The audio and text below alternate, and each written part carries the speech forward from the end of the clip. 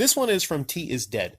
Digital comics are actually a big factor in the comic industry's most recent downturn, mainly because no one buys the physical ones anymore.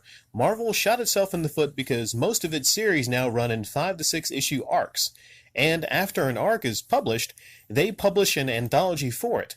So fans are opting out of buying the individual comics and preferring to pick them all up at once.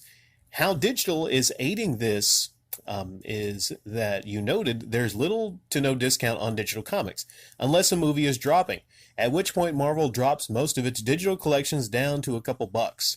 I live overseas, and there's no way I'd waste my luggage space bringing back my Dark Phoenix Saga graphic novel that my dad bought me when I was 11. I love it. But sorry, Dad, my space has more important uses, especially when I can get the whole thing stored on my iPad for a couple bucks. As for the danger of losing either access to these comics or even games in the future, it's not that I don't believe it won't happen, I just feel it doesn't really matter. Nothing irks me more than the concept of game preservation. Like, for some reason, all 800 plus crappy NES titles need to be saved forever, or X-Men issues for that matter. We're already seeing that the classic games of, say, my generation, NES, aren't nearly as beloved by the incoming generations, and of course, they have their own set of games they grew up playing, with better graphics, better controls, more options, etc. Hell, after my family got a NES, we hardly ever touched the 2600 again. If by some catastrophic event I lost access to my Steam and GOG accounts tonight, never to be returned, I'd find a new way to waste a couple of hours a week.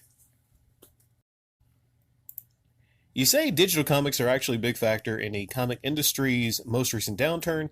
No, I think the most recent downturn is very simple, okay? I think it can be summed up as this right here. Check us out. Uncanny X-Men. The cover price for Uncanny X-Men #1, which was released in January, $7.99. $7.99 for one issue. One issue. Does it even say how many pages it is? I regularly see comics that are like 22 pages long.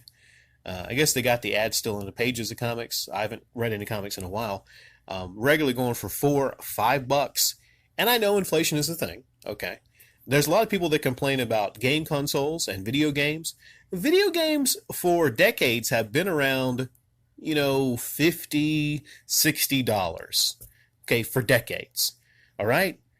Comics, however, like in the time of the PlayStation 1, were around, $1.50, $1.75, something like that.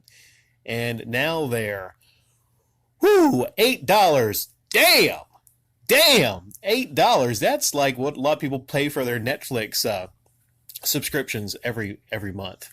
And like, this might have been a double issue. This might have been a very special issue. Might have been printed on some nice stock. Maybe it's got a special cover. I'm not sure. But $7.99. Asking people to pay $7.99 for a comic, like these days, that's quite a bit.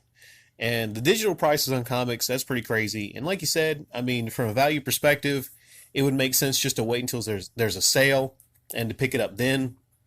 Now, it's normal for the price of things like publishing in general to go up. If you go to your magazine stands, you'll see books, magazines regularly over $10.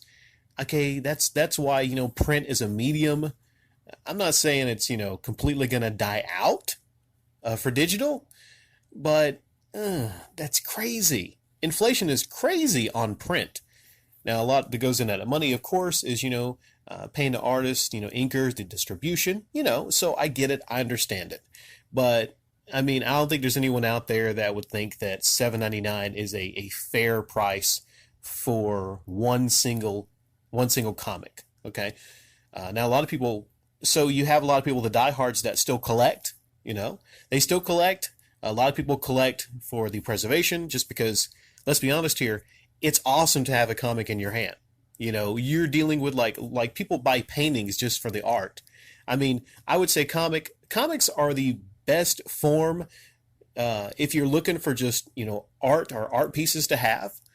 Comics and some magazines, they're great for that. And maybe this is a #1 issue, so maybe it's a little more expensive. because usually number ones go for a whole lot of money. Number ones, number twos, the early issues in a run, collector wise, go for a lot of money. But you can draw exact parallels to games, but gaming, I would say, is probably a whole lot cheaper on the whole, believe it or not, than reading comics. Used to not be that way. Used to be like reading comics was kind of like a cheap hobby. No longer a cheap hobby.